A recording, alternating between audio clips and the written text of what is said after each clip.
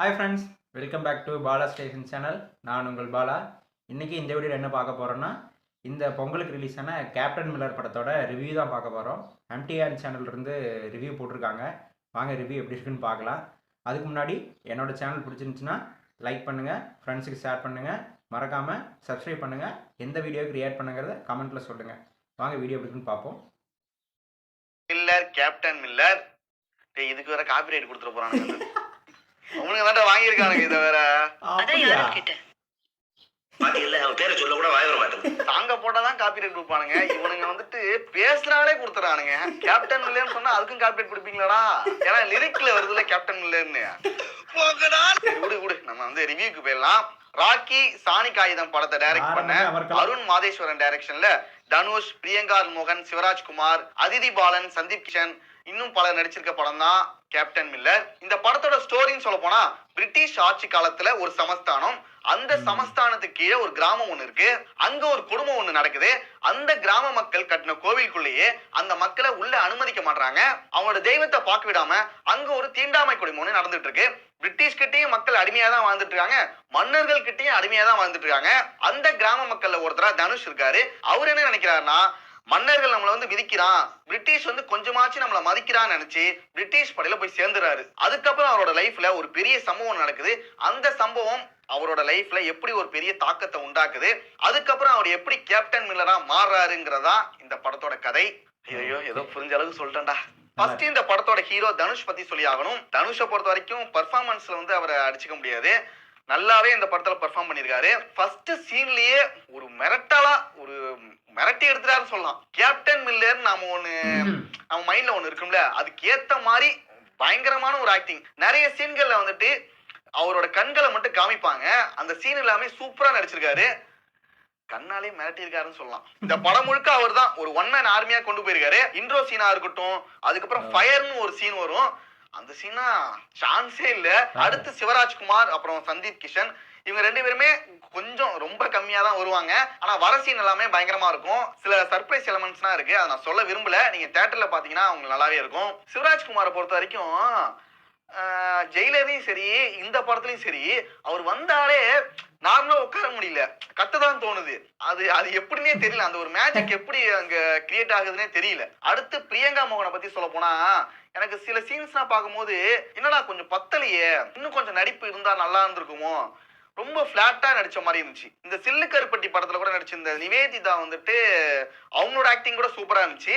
But Priyanka மோகனுக்கு இன்னும் கொஞ்சம் பத்தலையோங்கிற ஒரு ஃபீல் தான் இருக்கு. அடுத்து காளி வெங்கட்டா இருக்கட்டும், இளங்கோ குமாரவேலா இருக்கட்டும், அப்புறம் அருணோதயனா இருக்கட்டும், ஸ்டீஃபனா செம்பட்டை அப்படிங்கிற ரோல்ல நடிச்சிருக்காங்க. அவர் பேர் தான் தெரியல எனக்கு. அப்புறம் சிங்கிள் ஷாட்ல ஒரு ஸ்டோரி வந்து சூப்பரா சொன்ன விஜய் சந்திரசேகரா, சோ அவங்களா இருக்கட்டும், எல்லாரோட நடிப்புமே நல்லா இருந்துச்சு. அடுத்து முக்கியமான ஒருத்தரை பத்தி சொல்லியே ஆகணும், ஜிவி பிரகாஷ். என்ன மாதிரிடா மியூசிக், வேற மாதிரி. இந்த படத்தை ஒரு சாதாரண சீனை கூட அந்த மியூசிக் வச்சுதான் அதை வந்து நம்ம கூஸ்பம்ஸ் ஆகுது. எமோஷனல் சீனா இருக்கட்டும், ஒரு ஆக்ஷன் சீனா இருக்கட்டும், ஒரு சீனை பார்த்து நம்ம கூஸ்பம்ஸ் ஆகுதுன்னா அதோட பாதி கிரெடிட்ஸ் வந்து மியூசிக் தான் போகுது. என்னன்னு தெரியல, தனுஷுக்கும் ஜிவி பிரகாஷுக்கும் அந்த காம்போ வந்துட்டு எப்பவுமே சூப்பரா தான் இருக்கு. எல்லா சீன்லயுமே மியூசிக் வந்து தெரிக்க விட்டுருக்காரு. இதெல்லாம் இருக்கட்டும், படம் எப்படி இருந்துச்சுங்கிறத சொல்லிடுறேன். இந்த படத்தை பொறுத்த வரைக்கும் டெக்னிக்கலா இந்த படம் ஸ்ட்ராங்கா இருக்கு. அதே போல மேக்கிங்காவும் நல்லாவே இருக்கு. இது பீரியட் பிலிம்ங்கிறனால அந்த காலகட்டத்தில் இருக்கிற மாதிரி செட் ஒர்க்னா பண்ணிருக்காங்க. அது எல்லாமே நல்லா இருந்துச்சு. எனக்கு என்ன ஃபீல் ஆச்சுன்னா, அந்த கிராம மக்கள் அந்த கிராமத்தை காமிப்பாங்க, இன்னும் கொஞ்சம் எக்ஸ்ட்ரா கொஞ்சம் வீடுகள்லாம் வச்சு எக்ஸ்ட்ரா ஒரு 10 குடிசையை போட்டிருந்தா கூட இன்னும் கொஞ்சம் அந்த கிராமத்தை நல்லா காமிக்கிற மாதிரி இருந்திருக்கும். மத்தபடி எல்லாமே ஓகே, சூப்பரா இருந்துச்சு. முக்கியமா சினிமோட்டோகிராஃபி பத்தி சொல்லியே ஆகணும். மோஸ்ட்லி வந்துட்டு கிம்பிள்ல தான் எடுத்திருக்காங்க போல. படம் என்னதான் கொஞ்சம் ஸ்லோவா போனாலும் அங்கங்க கொஞ்சம் மூவ்மெண்ட் இருக்கிறதுனால கொஞ்சம் அப்படியே விறுவிறுப்பா போக மாதிரியே ஒரு ஃபீல் கொண்டு வந்தாங்க. அதான் டெக்னிக்கலா இந்த படம் ரொம்பவே ஸ்ட்ராங்கா தான் இருந்துச்சுங்க. அதுல எந்த ஒரு குறையுமே இல்ல. ஸ்டோரியா இந்த படம் பார்க்கும்போது ஒரு நல்ல கான்செப்ட் தான். பொதுவாகவே அருண் மாதேஸ்வரம் படம்னா கொஞ்சம் ஸ்லோவா தான் போகும், நிறைய இடங்கள் கொஞ்சம் லேகா இருக்கும், கொஞ்சம் ஸ்லோ ப்ராசஸா தான் இருக்கும். ஆனா அதை விட இந்த படம் பரவாயில்லன்னு தோணுச்சு. என்னதான் இந்த படம் ஸ்லோவா போனாலுமே எனக்கு பிடிச்சிருக்கு. ஃபர்ஸ்ட் ஹாஃபா இருக்கட்டும், செகண்ட் ஹாஃபா இருக்கட்டும், ஒரு சில சீன்கள்ல வந்துட்டு கொஞ்சம் கொஞ்சம் குறைச்சிருக்கலாமே அப்படின்னு ஒரு ஃபீல் வந்தாலுமே மோஸ்ட்லி எனக்கு வந்துட்டு நல்லா இருக்கு. அந்த ஸ்லோ பாய்சன் மாரி அழகா கொண்டு போயிட்டு அங்க வெடிக்கிற சீன்னா வேற மாதிரி இருக்கு. இந்த படம் தீபாவளிக்கு வந்திருக்கலாம் போல. எனக்கு இந்த படத்துல பிடிச்ச விஷயங்கள் எல்லாத்தையும் நான் சொல்லிடுறேன். இந்த படத்துல சாங்ஸ் இருக்கு, பட் அது சீனோட போகிறதுனால அது ரொம்பவே நல்லா இருக்கு. ஹீரோ வந்துட்டு ஃபர்ஸ்ட் கொலை ஒண்ணு பண்ணுவாரு. இந்த படத்துல ஒரு ஒர்த்தான ஒரு பியூர் கூஸ்பம்ஸ்னா அதுதான்டா. ஒரு சாதாரண மனுஷனை ஒரு ஹீரோவா எலிவேட் பண்ற ஒரு சீன்னா அது அந்த அந்த சீன் தான். அந்த ஊர் மக்கள் வந்துட்டு கோயிலுக்குள்ள போற ஒரு சீன் வரும். அதுனா அது அது எனக்கு ரொம்ப பிடிச்சது. கிளைமேக்ஸ்ல வந்து சில சீன்ஸ்லாம் வரும். அந்த ஊர் மக்களோட சந்தோஷத்தை பார்க்கும்போது நமக்கு ரொம்ப சந்தோஷமா இருக்கும். அதே போல சில டயலாக்ஸ்லாம் பேசுவாங்க. நாமலாம் கோயிலுக்குள்ள போலாமா அப்படிங்கிற ஒரு டயலாக் ஒன்று வரும். அதுக்கு தனுஷ் சொல்லுவாரு, நாம கோயிலுக்குள்ள போக கூடாதுன்னு சாமி சொன்னிச்சா அப்படிங்கிற மாதிரி ஏதோ சம்திங் டயலாக் ஒன்று வரும். அதெல்லாம் சூப்பரா இருந்துச்சு. இது மாதிரி நிறைய டயலாக்ஸ் வந்துட்டு இந்த படத்துல பவர்ஃபுல்லா பொலிட்டிக்கலா நிறைய இம்பாக்ட் கிரியேட் பண்ற மாதிரி இருக்கும். இந்த படத்துல இருக்க பல சீன்ஸ் வந்துட்டு பிரிட்டிஷ் காலத்துல மட்டும் இல்ல, இப்பவும் அந்த சீன்ஸா இருக்கட்டும், சில டயலாக்ஸா இருக்கட்டும், இப்பவும் செட் ஆகும். அதான் படம் எப்படி தானே வச்சுங்க, ஒரு நல்ல ஒரு ஹை பாயிண்ட் வரும், அப்படியே கொஞ்சம் ஸ்லோவா போகும், மறுபடியும் ஒரு ஹை பாயிண்ட் வரும், அப்படியே கொஞ்சம் ஸ்லோவா போகும், மறுபடியும் ஹை பாயிண்ட் வரும், அப்படியே போயிட்டு கிளைமேக்ஸ்ல ஒரு ஹை பாயிண்ட் வந்து ஒரு ஒரு சாட்டிஸ்ஃபைங்கா இந்த படம் வந்து முடியுது. மனநிறைவா இருக்குடா, மனநிறைவா ஒரு சந்தோஷமா ஒரு சாட்டிஸ்ஃபை பண்ற மாதிரி ஒரு படம் இது. ஆனா உண்மையாவே சொல்றேன், சில பேர் வந்துட்டு புலம்பிட்டு தான் இருந்தாங்க, நல்லா இல்ல, கொஞ்சம் ஸ்லோவா இருக்குது. எனக்கு வந்து ஃபர்ஸ்ட் ஹாஃப் வந்துட்டு கொஞ்சம் ஸ்லோவா இருந்துச்சு, செகண்ட் ஹாஃப் வந்துட்டு நல்லா ஆக்ஷனா நல்லா தெறிக்க ஒரு ஆக்ஷனா இருந்துச்சு அப்படி இப்படி நிறைய பேர் சொல்லிட்டு தான் இருந்தாங்க.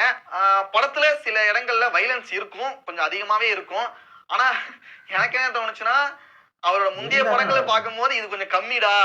ஏன்னா இதுக்கு முன்னாடி இருக்க ராக்கியா இருக்கட்டும், சாணிக் ஆயுதமா இருக்கட்டும், அதெல்லாம் பயங்கர வைலன்ஸா இருக்கும். இதுல ரொம்ப கம்மியா தான் இருக்குது. இதுவே கம்மினா அதை கொஞ்சம் பாத்துக்குங்க. ஃபேமிலி ஆடியன்ஸை பொறுத்த வரைக்கும் இந்த படம் அவங்களுக்கு பிடிக்குமா, அவங்களுக்கு செட் ஆகுமா அப்படிங்கறத எனக்கு சொல்ல தெரியல. ஏன்னா என்னால ஸ்ட்ராங்கா சொல்ல முடியல. ஏன்னா எல்லாம் ஒரே மாதிரியே இருக்கு. புதுசா தமிழ் படங்கள்ல கொஞ்சம் புதுசா பார்க்கலாம் நினைக்கிறவங்களுக்கு இந்த படம் ஒரு பெஸ்டாவே இருக்கும். அது இல்லாம ஆக்ஷன் பிடிச்சவங்களுக்கு வந்துட்டு இந்த படம் உண்மையாவே நல்லா இருக்கும்டா. தனுஷ் ஃபேன்ஸா இருக்கட்டும், நிறைய யங்ஸ்டர்ஸ்க்கு இந்த படம் வந்து ரொம்ப பிடிக்கிறதுக்கான வாய்ப்புகள் இருக்கு. இந்த படத்துல எனக்கு சில விஷயங்கள் வந்து நெகட்டிவ்ஸா தோணுச்சு, அதை சொல்லிடுறேன். ஃபர்ஸ்ட் வந்துட்டு ஆக்ஷன் வந்துட்டு இந்த படத்துக்கு ஒரு பெரிய பிளஸ் தான். ஆனா அதுவே ஓவர் டோஸ் ஆகி சில இடங்கள்ல வந்துட்டு ரொம்ப அதிகமா போயிடுச்சோ அப்படிங்கிற ஒரு ஃபீல் வருது. சில இடங்கள்ல ரொம்ப லாஜிக் மீறல் வந்து ரொம்ப அதிகமா இருக்கு. ஒரு ஃபைட் சீன் வந்துட்டு நல்லா போயிட்டு இருக்கு, ஏன்டா இப்படி பண்ணாங்க, இதுல ஏன்டா இப்படி பண்ணாங்க அப்படிங்கிற மாதிரி நிறைய இடங்கள்ல ஃபீல் ஆகுது. அதை கொஞ்சம் கம்மி பண்ணியிருந்தா இன்னுமே நல்லா இருந்ததுன்னு தோணுச்சு.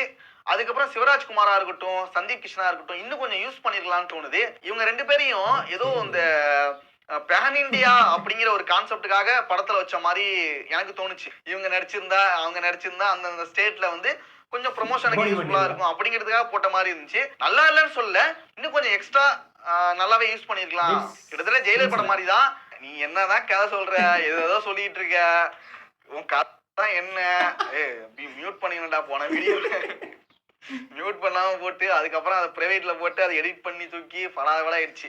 கடைசியா கேட்பீங்க, நீ வந்து பெரிய ரிவ்யூவர், பெரிய பேசாத, நீ ஓப்பனா பேசுன்னு சொன்னா இந்த படத்தை கண்டிப்பா நீங்க பொங்கலுக்கு ட்ரை பண்ணலாம். ஒரு டிஃப்ரெண்டான ஒரு எக்ஸ்பீரியன்ஸ் கொடுக்கும். ஆனா சில இடங்கள்ல கொஞ்சம் லேகா இருக்கிற மாதிரி நிறைய பேருக்கு ஃபீல் ஆகலாம், கொஞ்சம் ஸ்லோவா இருக்கிற மாதிரி ஃபீல் ஆகலாம். கொஞ்சம் அதான் பொறுமை காத்து இந்த படத்தை பாத்தீங்கன்னா ஒரு நல்ல படமாவே இந்த படம் இருக்கும். அப்புறம் எல்லாருக்குமே ஹாப்பி பொங்கல், ஹாப்பி மாட்டு பொங்கல், ஹாப்பி காணும் பொங்கல். ஃபேமிலியோட ஃப்ரெண்ட்ஸோட ஜாலியா செலிப்ரேட் பண்ணிட்டு என்ஜாய் பண்ணுங்க. நெக்ஸ்ட் ஒரு வீடியோல பார்க்கலாம். ஓகே, வீடியோ முடிஞ்சு. Empty hand, thanks to empty hand review போட்டதுக்கு. நிறைய ரிவ்யூ சேனல்ஸ் இருக்குது, பட் இருந்தாலும் கொஞ்சம் ஜென்யூனாகவும் நம்மளோட ஒரு வேவ்லென்த்தில் படம் பார்ப்பீங்க அப்படிங்கிறனால தான் எம்டி ஹேண்ட் ரிவ்யூக்காக வெயிட் பண்ணிட்டு இருந்தேன். எனிவே நல்லா தான் இருந்துச்சு. ஐ மீன் வீடியோ நல்லா இருந்துச்சு, நல்லா நெட் பண்ணியிருந்தாரு என்ன ஸ்டோரிங்கிறது. ஸோ நான் இன்னும் படம் பார்க்கல. ஸோ ரிவ்யூ பார்த்துட்டு அதுக்கப்புறம் போய் பார்த்துக்கலாங்கிறதுக்காக தான் நான் வெயிட் பண்ணிட்டே இருந்தேன். ஸோ நேற்றே வீடியோ வந்துருந்துச்சு, நான் இப்போ தான் பார்க்குறேன். ஸோ பொங்கலுக்கு கண்டிப்பாக கேப்டன் மில்லர் பார்க்கலாம். நிறைய சொல்லியிருந்தா அப்படி ஃபைட்ஸு வைலன்ஸ் எல்லாம் இருக்குது அப்படின்னு சொல்லி. எனக்கு அருண் மாதேஸ்வரன் படத்தில் வந்து டேரக்டர் அருண் மாதேஸ்வரன் வந்து எனக்கு சாணிக் ஆயுதம் பார்த்ததுக்கப்புறம் தான் இப்படி ஒரு டேரக்டர் இருக்காரு அப்படிங்கிறது தெரியும். ஏன்னா வந்து நான் பார்த்த படங்களே வந்து சாணிக் ஆயுதம் வந்து ஒரு ரொம்பவே வித்தியாசமான ஒரு ஜேனர். ஒரு அதனோட ஸ்டோரி லைனு, அதோட மேக்கிங்கு எனக்கெல்லாம் ரொம்ப பிடிச்சிருக்கு. ரொம்ப ரொம்ப எப்படி சொல்கிறது, நம்ம டேரக்டர் பாலாவோட ஃபேன் நான் ஆக்சுவலாக. அதே மாதிரி அருண் மாதேஸ்வரனும் அதே மாதிரி தான் இந்த சாணிக் ஆயுத படம் இருந்துச்சு. ஸோ அதனால் படம் நல்லா இருக்கும் அப்படின்னு தான் நானும் எக்ஸ்பெக்ட் பண்ணிட்டு இருந்தேன். கேப்டன் மில்லர் அதுவும் தனுஷ் காம்போ வந்து ரொம்ப நல்லா இருக்குன்னு எதிர்பார்த்தது தான். ஸோ படம் பார்க்கல, நான் பார்த்துட்டு என்னென்னு சொல்கிறேன். ரிவ்யூ நல்லா தான் சொல்லியிருக்காரு, நல்லா இருக்குன்னு சொல்லியிருக்காரு. கண்டிப்பாக படம் பார்த்துட்டு எப்படி இருக்குன்னு சொல்கிறேன். அது வரைக்கும் எல்லாருக்கும் ஹாப்பி பொங்கல். என்னோடய சேனல் பிடிச்சிருந்துச்சுன்னா லைக் பண்ணுங்கள், ஃப்ரெண்ட்ஸுக்கு ஷேர் பண்ணுங்கள், மறக்காமல் சப்ஸ்கிரைப் பண்ணுங்கள். அடுத்து என்ன வீடியோ கிரியேட் பண்ணுங்கிறத மறக்காமல் கமெண்ட் சொல்லுங்கள். Bye by.